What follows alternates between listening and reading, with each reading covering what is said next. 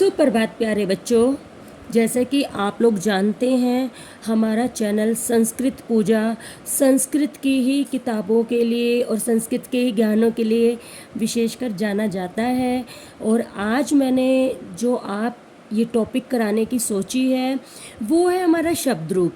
शब्द रूप की पहले भी बहुत सी वीडियो मैं आपको दे चुकी हूँ, उनका लिंक मैं नीचे डिस्क्रिप्शन बॉक्स में दे दूँगी, आप वहाँ पर जाके उनका आधार देख सकते हैं। लेकिन आज जो हम शब्द रूप करने जा रहे हैं, मैं उसके विषय में आपको ये बताना चाहती हूँ कि वो शब्द रूप हमारे लिए इतने महत्वपूर्ण हैं कि जब तक हम उनका प्रयोग नहीं समझते, उनको हमें किस प्रकार से कहाँ पर इस्तेमाल करना है, हम अपने वाक्य बनाने में असमर्थ रहते हैं। तो प्यारे बच्चों, यहाँ पर मैं जिस शब्द रूप की बात कर रही हूँ तो आप समझ गए होंगे। अभी वो मैं आपको ये नहीं कह रही हूँ अकारांत है, स्त्रीलिंग है, पुल्लिंग है, ये नहीं। आज मैं आपसे बात कर रही हूँ सर्वनाम वाले शब्द रूपों के बारे में। सर्वनाम वाले जो शब्द रूप हैं बच्चे, इसमें हम बात कर रहे हैं आपके तत्शब्द रूप की। आप सब बच्चों ने एक शब्द रूप बहुत पढ़ा, एक शब्द बहुत पढ़ा होगा, तत्, जिसके 3 रूप में चलता है। एक तो इसका अर्थ निकल के आता है स, एक सा और एक तत्, जिनका तीनों का ही अर्थ होता है वह। लेकिन ये होता क्या है, कैसे होता है, क्यों होता है, बहुत से प्रश्न हमारे दिमाग में घूमते हैं और घूमने भी चाहिए, क्योंकि विद्यार्थी जीवन में अगर प्रश्न आपके दिमाग में नहीं घूमेंगे तो और क्या घूमेगा। चलिए सभी प्रश्नों को हम अपने संदेह को ख़त्म करते हैं और शुरू करते हैं। बच्चे, तत् का अर्थ होता है वह। तत् शब्द का अर्थ होता है वह। जैसे कि हिंदी में हम कहते हैं तत् वह, संस्कृत में हम उसे तत् कहते हैं। लेकिन जैसे कि मैंने आपको बताया है, संस्कृत में 3 लिंग होते हैं, 3 ही वचन होते हैं।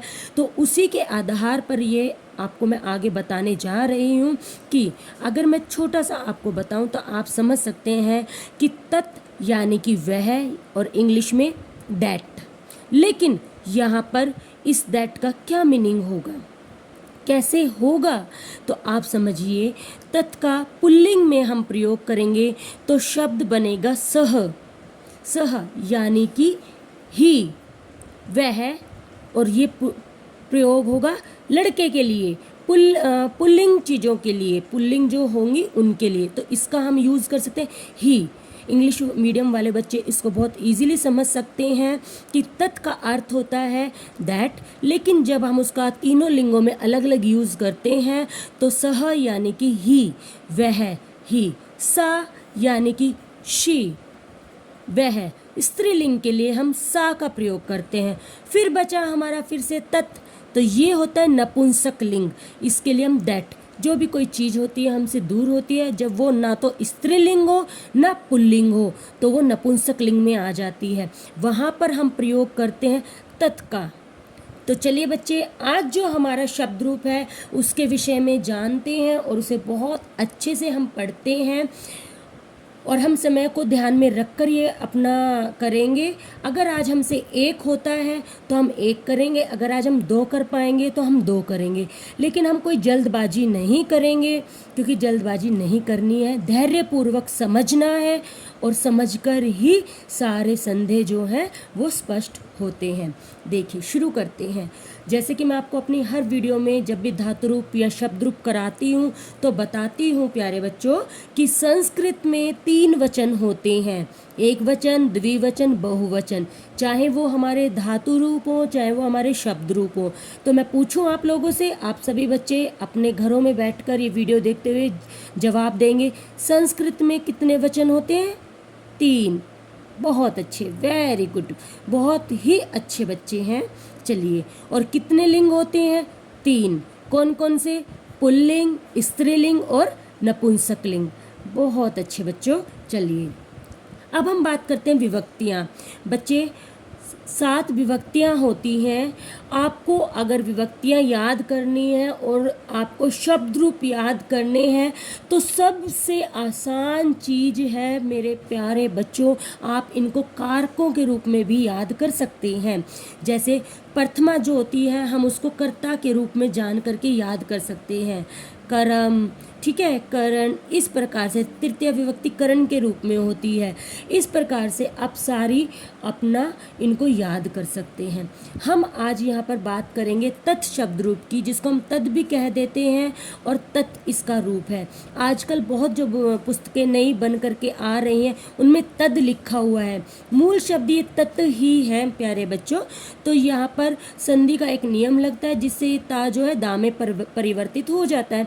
आप जब बड़ी कक्षा में जाएंगे या मेरे आने वाले वीडियो में ये सब भी जान जाएंगे, लेकिन अभी हम बात करेंगे सा रूप की। यहाँ पर हम तत् के पुल्लिंग रूप की बात कर रहे हैं। पुल्लिंग में जो बनता है सह, सह यानी कि वह। तो बच्चों आप बहुत ध्यान से देख सकते हैं, सह तौ ते, वह एक, वे दो, वे सब। तो इसका रूप किस प्रकार से चलेगा, देखिए सह तौ ते।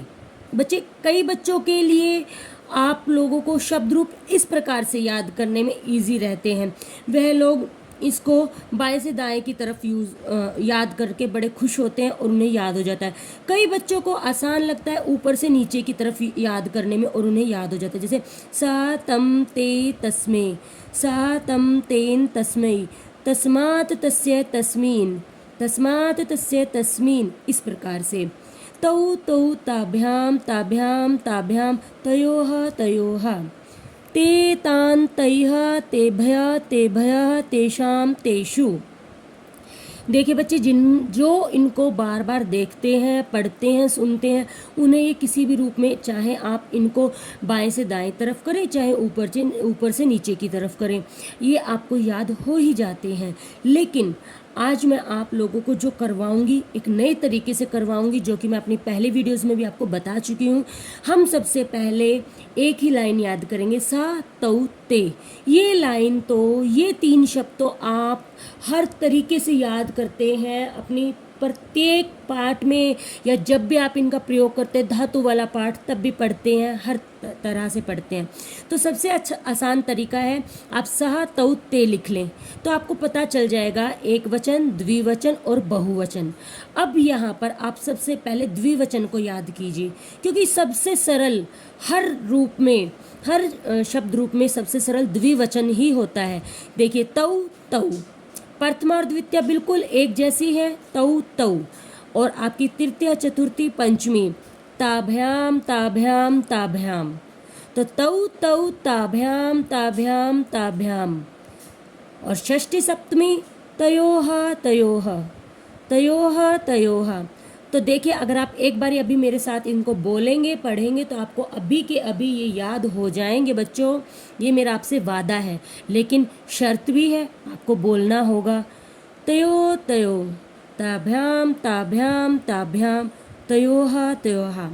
देखिए बहुत आसान है। इसके बाद बच्चे मैं आप लोगों को करवाऊंगी बहुवचनम। बहुवचनम याद कराऊंगी। आपको ते याद ही हो चुका है क्योंकि आपने सा तौ ते याद किया था।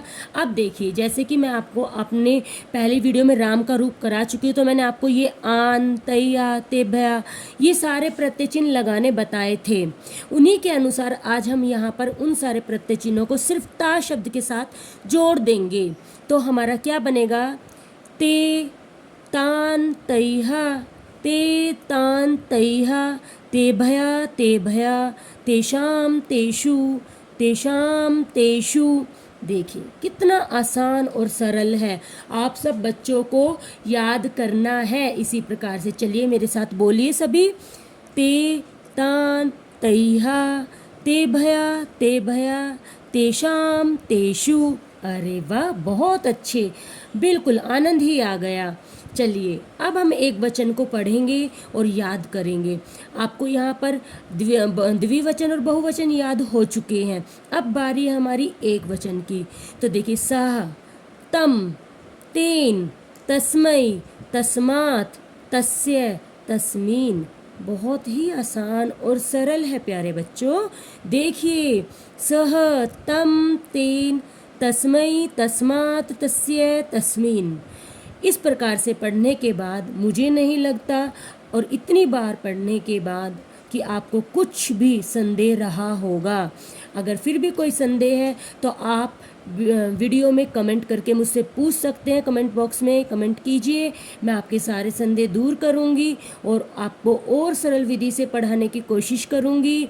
अगर आपको ये वीडियो अच्छी लगी है तो आप प्लीज़ वीडियो को लाइक कीजिए, चैनल को सब्सक्राइब कीजिए और वीडियो को ज़्यादा से ज़्यादा अपने क्लासमेट्स के साथ शेयर कीजिए, ताकि आपके फ्रेंड्स भी आपको परेशान ना करें, अपनी मेहनत से ही नंबर पा सकें। तो चलिए हम अपने वीडियो को यहीं पर समाप्त करते हैं। धन्यवाद।